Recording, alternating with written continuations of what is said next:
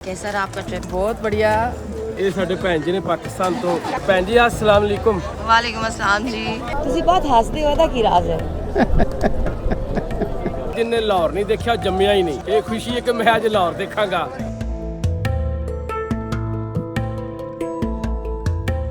2500 से जायद सिख यात्री वाघा बॉर्डर क्रॉस करके पाकिस्तान की हदूद में आ चुके हैं। ये यहाँ पर खालसा जन्मदिन और वैसाखी त्यौहार के लिए आए हैं। 13 तारीख से 22 अप्रैल तक ये यहाँ पर रहेंगे।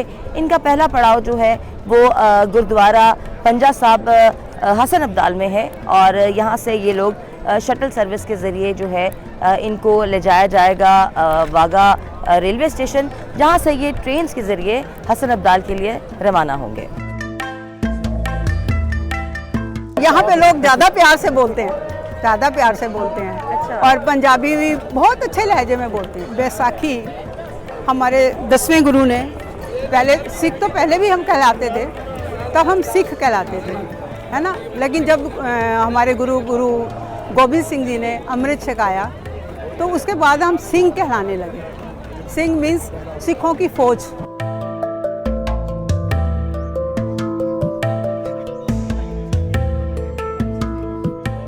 यहाँ पंजाब के लोग उस पंजाब के लोग को बहुत प्यार दे रहे हैं, बहुत सम्मान किया, बहुत रिस्पेक्टफुली ट्रीट किया हमें। हम बहुत खुश हैं कि हम अपने घर ही आए हैं। अब एक घर से दूसरे घर में आए हैं, अपना ही घर है ये भी।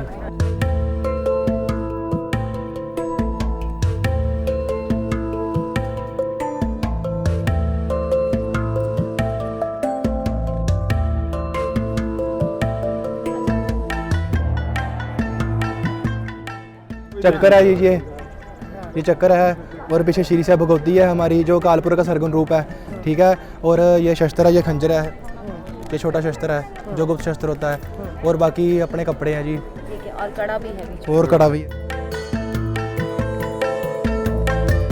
मैं अपनी मदर को लेके आया हूँ पाकिस्तान दर्शन कराने के लिए, और यहाँ आके पता चला कि बहुत ही बढ़िया आप लोगों ने अच्छा स्वागत किया और अच्छे से हमारा हर चीज़ का ध्यान रखा।